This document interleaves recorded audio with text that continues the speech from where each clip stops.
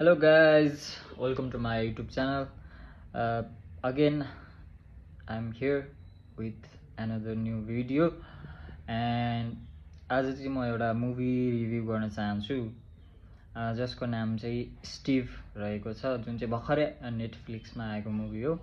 अनि त्यो मुभी आउनुभन्दा अगाडि नै मैले त्यसको ट्रेलर चाहिँ हेरेको थिएँ अनि एकदमै मलाई राम्रो लागेको थियो आई वाज सो एक्साइटेड हैन अनि जुन मुभीको मेन क्यारेक्टर चाहिँ किलियन मर्फी और Cillian Murphy I don't know how to pronounce it हैन तर उहाँ हुनुहुन्छ अनि मैले मुभी हेरेर भ्याएँ हैन जुन मुभी चाहिँ ड्रामा ड्रिभन मुभी हो मतलब कि त्यसमा चाहिँ तपाईले ठुलो एकदम ट्विस्ट एन्ड टर्न मिस्ट्रीहरू तपाईले पाउनुहुन्न तर मुभीले चाहिँ एकदमै मान्छेको इमोसनलाई एकदम फोकस गर्छ जसको मेन क्यारेक्टर चाहिँ स्टिभ हुन्छन् जो चाहिँ एउटा रिफर्म स्कुलको हेड टिचर हुन्छन् हैन जहाँ चाहिँ त्यस्तो यङ बोइजहरू हुन्छन् जो चाहिँ कुनै क्राइम कमिट गरेर हैन अथवा कुनै गभर्नमेन्टको लहरू बिगारेर चाहिँ त्यो स्कुलमा सुध्रिनको लागि अब लास्ट चान्स टाइपको हैन अब हुन्छ नि सोसाइटीले अब त्याग्दिसकेको मान्छेहरू हुन्छन् अनि जसलाई चाहिँ त्यहाँ ल्याएर त्यो स्कुलमा राखेर लाइक पनिशमेन्ट दिनको लागि होइन कि लाइक केही कुरा सिकुन् हैन डिसिप्लिनहरू सिकुन् भनेर चाहिँ सुध्रिउन् राम्रो कुराहरू सिकुन् भनेर चाहिँ त्यो स्कुलमा ल्याएको हुन्छ सो अब तपाईलाई एकदमै त्यो मिस्ट्रीहरू हैन ट्विस्टहरू खालको मुभी मन पर्छ भने obviously you will feel bore हैन अनि बीचमा चाहिँ अलिअलि बोरिङ त छ हैन तर पनि मलाई यो मुभीमा एकदमै मन परेको कुरा के हो भन्दाखेरि हैन क्यारेक्टरहरूको पर्फर्मेन्स क्या यार 10 on 10 हैन स्टिभको हैन किलियन मर्फीले स्टिभको क्यारेक्टर 100 मा 100 दिएको छन् क्या हैन like you will get goosebumps क्या उसको त्यो पर्फर्मेन्सहरू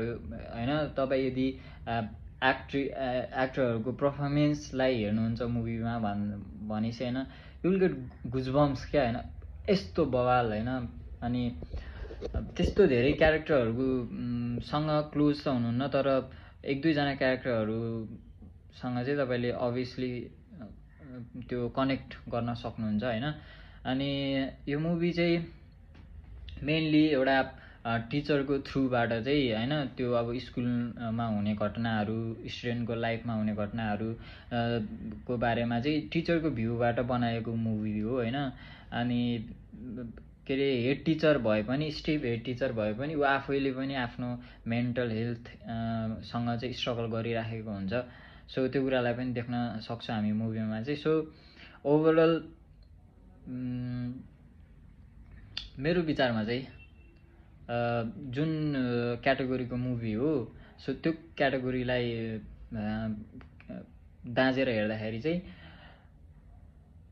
4/5 दिन चाहन्छु म चाहिँ हैन रेटिङ एकदमै बवाल छ सबभन्दा मलाई एकदम मन परेको भनेको चाहिँ क्यारेक्टरहरूको त्यो पर्फर्मेन्स हो हैन एकदमै बवाल छ अनि बिचमा सानो सानो हैन ट्विस्टहरू पनि पाउनुहुन्छ तर डोन्ट एक्सपेक्ट एकदम धेरै ट्विस्टहरू अनि सो एकदमै बवाल छ अनि मुभीले चाहिँ मेनली मेन्टल हेल्थको बारेमा लिएर कुरा गरेको छ so please go and watch it यदि तपाईलाई थाहा छैन कहाँबाट हेर्ने भनेपछि please comment down below or message me on Instagram मेरो अर फेसबुक हैन जहाँ पनि तपाईले मलाई मेसेज गर्न सक्नुहुन्छ so go and watch it guys you love it हैन तर ओन्ली हैन तपाईलाई त्यस्तो खालको मुभी मन पर्छ भने मात्रै हेर्नुस् हैन तर यदि तपाईलाई एडभेन्चर खालको अथवा हैन पुरै धुमधडाम हैन त्यो के भन्छ अब त्यो हैन जो अब भनौं न अब सुपर हिरो टाइपको त्यस्तो मुभीहरू मन पर्छ भने नहेर्नु होला you will not like it तर यदि तपाईलाई क्यारेक्टरहरू त्यो हैन ड्रामा ड्रिभन खालको मुभीहरू मन पर्छ भने यु विल लभ इट अनि मेनली अझ तपाईँहरूलाई क्यारेक्टरहरूको पर्फर्मेन्सहरू हेर्न मन लाग्छ भने चाहिँ you will obviously love it, I guarantee it होइन. So go and watch it. Bye bye. अनि यस्तै मुभी सिरिजहरूको रिभ्यूको लागि चाहिँ प्लिज मलाई सब्सक्राइब गर्नुहोला अनि मलाई फलो गर्न सक्नुहुन्छ. त्यही भन्न चाहन्छु. भिडियोलाई लाइक गरिदिनु होला अनि भिडियो कस्तो लाग्यो, के कुराहरू इम्प्रुभ गर्नुपर्ने हो सो कमेन्ट गर्नु होला. धन्यवाद.